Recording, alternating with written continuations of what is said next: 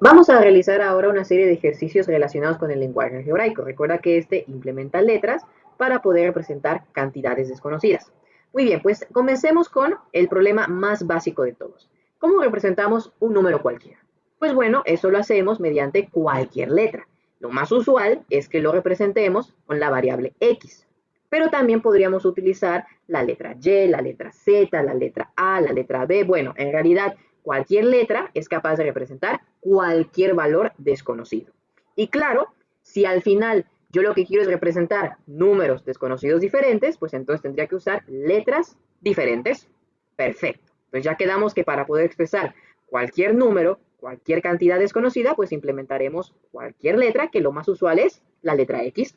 Vámonos entonces con el doble de un número. Por ejemplo, imagínate que yo te pida el doble de 4. ¿Cuál es el doble de 4? Pues el doble de 4 es 8. ¿Cómo lo encuentras? Porque 4 por 2 es igual a 8. O por ejemplo, si yo te pido el doble de 3, ¿cuál es el doble de 3? Pues es 6, porque 3 por 2 es igual a 6. Es decir, que para poder encontrar el doble de cualquier cantidad, bastaría con multiplicarla por 2. De esta misma manera, para poder encontrar el doble de un número desconocido x, pues bastaría con multiplicar por 2 ese número desconocido x. En este caso tendríamos 2x. 2x sería el doble de cualquier cantidad. Multiplica esa cantidad desconocida por 2. La misma lógica vamos a utilizar para el triple de un número. Si yo te pido el triple de 3, ¿cuál es el triple de 3? Pues es 9. Si yo te pido el triple de 4, pues es 12. Es decir, agarramos cualquier cantidad y la multiplicamos por 3. Es decir, 3x. Es 3x el triple de un número. Ahora bien, la suma de dos números diferentes. Primero que nada, ¿cómo representaríamos dos números diferentes? Pues mediante dos letras distintas, una cantidad x y otra cantidad y. Y si hablamos de una suma, pues esto se traduciría en la suma de dos letras distintas, x más y. Y lo mismo vamos a hacer para la diferencia de dos números distintos. ¿Pero qué es esto de la diferencia? Pues la diferencia no es más que una resta. Cuando tú escuches la palabra diferencia en matemáticas, hablamos de una resta. O sea que esto es la resta de dos números distintos. Y como dos números distintos se representan con letras diferentes, pues aquí tendríamos la resta de dos letras diferentes. Vámonos con la mitad de un número. Si yo te pido la mitad de 10, ¿cómo expresas la mitad de 10? Ah, pues la mitad de 10 es 5. ¿Por qué? Porque 10 entre 2 me da 5. Si yo te pido la mitad de 14, ¿cuál es la mitad de 14? Pues es 7, porque 14 entre 2 me da 7. Entonces, para hallar la mitad de cualquier cantidad, bastaría con dividir esta cantidad desconocida x entre 2. Ya con eso saldría la mitad. Pero en lenguaje algebraico ya no vamos a representar explícitamente la división con el operador división que hemos visto toda la vida. ¿Cómo vamos a representar ahora una división? Pues lo vamos a hacer de forma fraccionaria. Es decir, en el numerador vamos a colocar al dividendo, lo que se va a dividir, y en el denominador colocamos al divisor, por lo cual se va a dividir.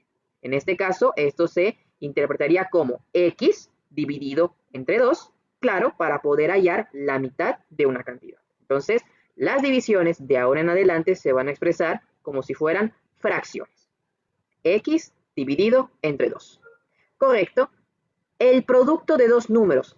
¿Qué es esto del producto? Pues el producto es una multiplicación. O sea, aquí lo que me está diciendo es multiplica dos letras diferentes. Multiplica dos letras, x por y.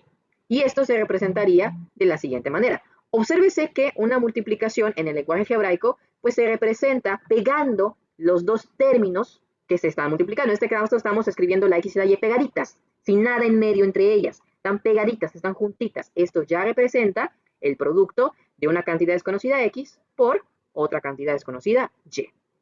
Pasemos ahora al cociente. El cociente de dos números. ¿Qué es el cociente? Pues el cociente es una división. O sea, sencillamente, un cociente es una división y aquí básicamente lo que tenemos es la división de dos números distintos. Es decir, podríamos tener una cantidad desconocida x dividida entre una cantidad desconocida y.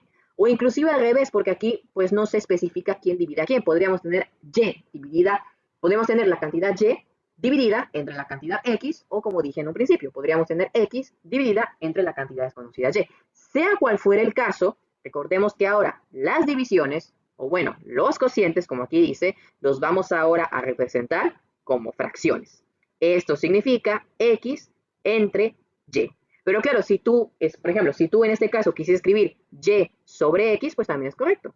Porque como no se especifica quién divide a quién, hay ambigüedad, pues cualquier orden aquí pues está correcto. Claro, en los problemas va a depender quién divide a quién y ahí sí es muy importante cuidar ese orden. Pero por lo pronto, el cociente de dos números diferentes se escribe de esta manera, x entre y. Muy bien. La raíz cuadrada de un número. ¿Cómo representamos la raíz cuadrada de un número? Pues simple y llanamente con esta cajita.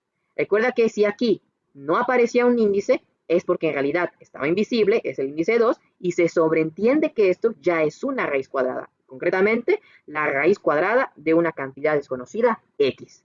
Pues hasta acá todo está muy bien, todo está relativamente sencillo. Obsérvese que estos ejercicios solo contemplan una operación, que si la suma, que si la resta, que si el producto, o sea, la multiplicación o a lo mejor una división por allá. Pero ahora vamos a revisar aquellos enunciados en donde ya hay más de una operación implicada. ¿Cómo podríamos traducir esas operaciones un poquito más complejas? Empecemos. El cuadrado de la suma de dos números. Híjole, aquí tenemos un enunciado en el que tenemos dos operaciones. Por un lado, la suma de dos números y por el otro, el cuadrado de esa misma suma. ¿Cómo podríamos traducir esta oración? Mi consejo es, cuando tengas más de una operación implicada, empieza primero traduciendo por la derecha y poco a poco desplázate hacia la izquierda.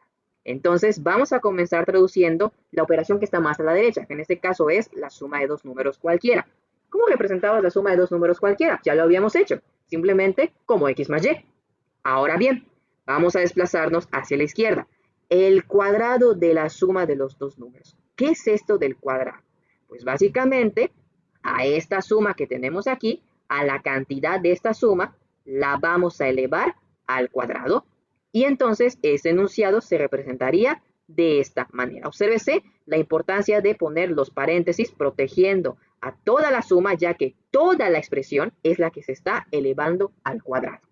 Muy bien, entonces vámonos ahora con el siguiente ejercicio. Lo mismo, aquí tenemos más de una operación implicada. Por un lado, la suma de dos números y por el otro, la mitad de esa suma. Entonces, primero empecemos traduciendo lo que está más a la derecha. Es decir, empecemos por la suma de dos números.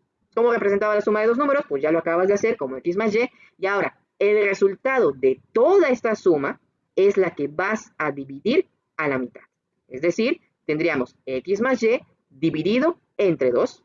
Y de esta manera expresarías la mitad de la suma de dos números distintos. Pasemos ahora con el siguiente. Tres números consecutivos. Cuando uno está empezando a aprender álgebra, es muy común que caiga en la trampa de decir, bueno, tengo tres números consecutivos. Pues yo tendría, por ejemplo, la X, la Y y la Z, y ya está. O sea, ahí ya tengo mis tres números consecutivos. Pero esto está mal. Esto que yo acabo de escribir en realidad representa tres números diferentes. Un número X, un número Y y un número Z. O sea, esta X puede ser un 1, esta Y puede ser un menos 10 y esa Z puede ser inclusive un 3/4, porque pues al final cualquier cantidad desconocida se expresa por medio de letras. Entonces, esto no representa tres números consecutivos, sino que en realidad representa tres números diferentes. Entonces, ¿cómo le hacemos para poder representar tres números consecutivos? Mira, vamos a partir primero de una secuencia básica, una secuencia de tres números muy sencilla. Por ejemplo, 1, 2 y 3. Estamos de acuerdo que estos tres números pues son consecutivos uno a uno. Ahora bien, vamos a tomar como referencia el 1. Partamos del primer número que pertenece a esta lista, ¿de acuerdo?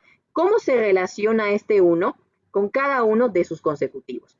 Pues por ejemplo, si al 1 yo le sumo 1, pues eso me da 2. Si al 1 yo le sumo 2, pues eso me da 3.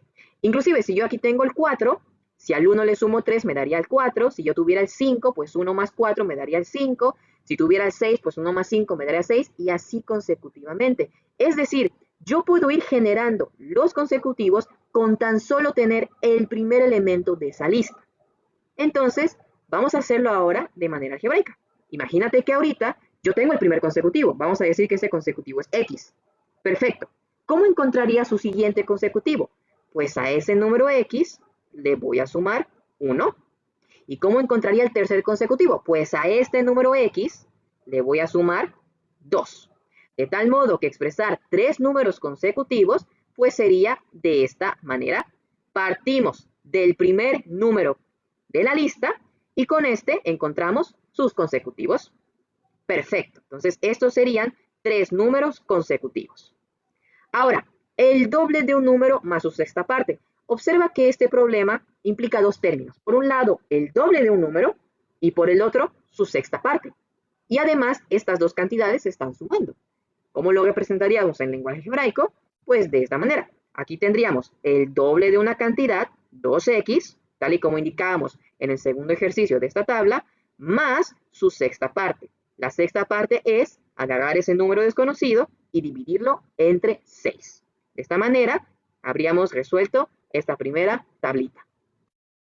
Continuemos ahora con ejercicios un poquito más complicados. La suma de 3 números consecutivos. En la anterior diapositiva te mostré cómo se representaban 3 números consecutivos. En este caso simplemente consiste en agarrar esos diferentes términos y sumarlos. Aquí tenemos el primer consecutivo, más, acá el segundo consecutivo, más, y aquí el tercer consecutivo. Entonces esto es la suma de 3 números consecutivos. Un número par. ¿Cómo representamos un número par? Hay un teoremita por allá que dice que se pueden obtener números pares multiplicando cualquier cantidad por 2. Por ejemplo, imaginemos que tenemos el 3. El 3 es claramente impar, pero si yo al 3 lo multiplico por 2, me da 6, y 6 es par. Puedo hacer lo mismo, por ejemplo, con el 11. 11 es muy impar, pero si yo el 11 lo multiplico por 3, eso me da 22, y 22 es par. Entonces, cualquier número par puede obtenerse multiplicando por 2 cualquier cantidad. En este caso, 2x es como hallar el doble de un número, lo mismo. Ahora pasemos con un número impar. Aquí vamos a hacer un análisis partiendo, por ejemplo, de tener una lista de números pares. ¿Qué tal si, por ejemplo, tenemos 2, 4, 6, 8 y comparamos estos números pares con otros números impares? Por ejemplo, tenemos el 3, tenemos el 5, tenemos el 7, el 9. La cosa es acá, ¿qué relación hay entre estos números pares y estos números impares? Que, por ejemplo, si yo al 2 le sumo 1, me da 3. Si yo al 4 le sumo 1, me da 5. Si yo al 6 le sumo 1, me da 7. Si yo al 8 le sumo 1, me da 9. ¿Esto qué quiere decir? Que si yo tengo un número par que algebraicamente se representa como 2x y le sumo 1, pues voy a obtener un número impar. De manera que la representación de un número impar en el lenguaje algebraico se hace de esta forma: 2x más 1 a un número par le sumo una unidad. Perfecto. Números pares consecutivos. Hagamos un análisis similar al que hicimos en la diapositiva pasada. Agregamos una lista de pares consecutivos, por ejemplo, el 2, el 4, el 6 y el 8. Ellos son claramente pares consecutivos. Y tomemos como referencia a este 2, el primer par de la lista. ¿Qué relación hay entre el 2 y los demás pares consecutivos? Por ejemplo, que si yo al 2 le sumo 2, me da 4. Si yo al 2 le sumo 4, me da 6. Si yo al 2 le sumo 6, me da 8. Y si suponemos que tenemos 10, al 2 le sumo 8, me daría 10. Y así consecutivamente. De manera que para representar pares consecutivos, al par de referencia o al primer par de la lista, pues le tengo que sumar múltiplos de 2 consecutivamente. Tendríamos 2x, después 2x más 2, después 2x más 4, etcétera, etcétera, etcétera. Esta es la forma de representar pares consecutivos. Ahora, números impares consecutivos. Bueno, pues tomemos otra lista ahora de impares que sean claramente consecutivos. Por ejemplo, 1, 3, 5, 7, 9, y así podríamos irnos hasta el infinito. Tomemos el 1, el primer impar de esta lista, como referencia. ¿Qué relación guarda el 1 con los consecutivos? ¿Qué relación guarda el 1 con sus primeros consecutivos? Si al 1 le sumo 2, me da 3. Si al 1 le sumo 4, me da 5. Si al 1 le sumo 6, me da 7. Si al 1 le sumo 8, me da 9, etcétera, etcétera, etcétera. O sea, a priori parece seguir la misma tendencia que la de los números pares. Sin embargo, hay que considerar que cuando representamos un número impar, teníamos que sumar una unidad. Es decir, algebraicamente ya no tendríamos que sumar más 2, sino tener que sumar más 3. Ya no tendríamos que sumar más 4, sino que ahora tendríamos que sumar más 5. Es decir, que algebraicamente representar números impares consecutivos significan estas operaciones. Aquí tendríamos el primer par, que es el par base, perdón, aquí tendríamos el primer impar, que es el impar base, y después sus consecutivos.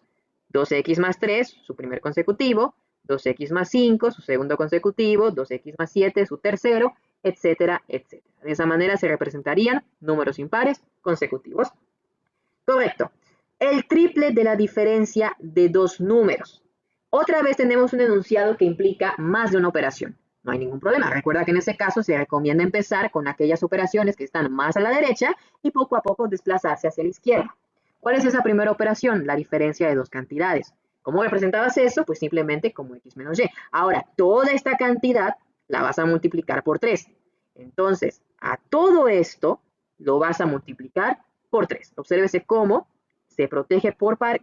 Obsérvese cómo es importante colocar paréntesis porque todo este 3 afecta al resultado de esta resta.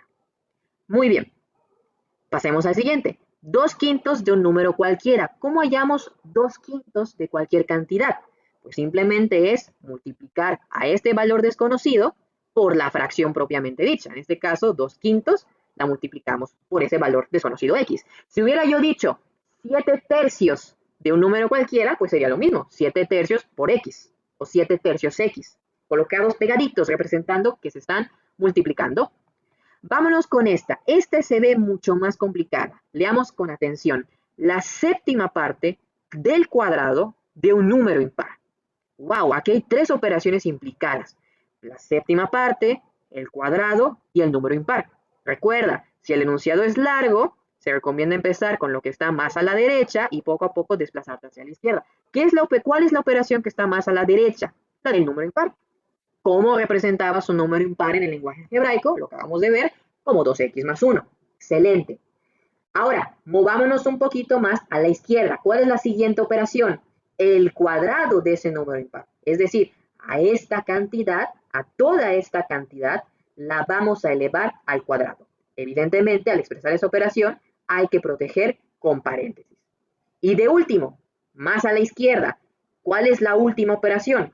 La séptima parte. Te había mencionado que cuando hablemos con fracciones, simplemente tenemos que multiplicar por esa fracción. Al referirnos a la séptima parte, bastaría únicamente con multiplicar por un séptimo. Y listo, esta sería la estructura que refiere este enunciado. Muy bien, descansemos un poco. Uno más sencillo. La suma de 3 números diferentes. Oye, ¿cómo representas 3 números diferentes? Pues con 3 letras diferentes. Podríamos representar x, y, z. Ahí ya tendríamos 3 números distintos. Y como es la suma de 3 números distintos, pues simplemente lo sumamos. X más y más z. Listo. Ahí tenemos la suma de 3 cantidades diferentes. El cubo de un número. ¿Cómo hallamos el cubo de un número? Pues era elevar esa cantidad desconocida x al cubo, a la potencia de 3. Entonces acá ya tenemos el cubo de cualquier cantidad. X elevado a la 3.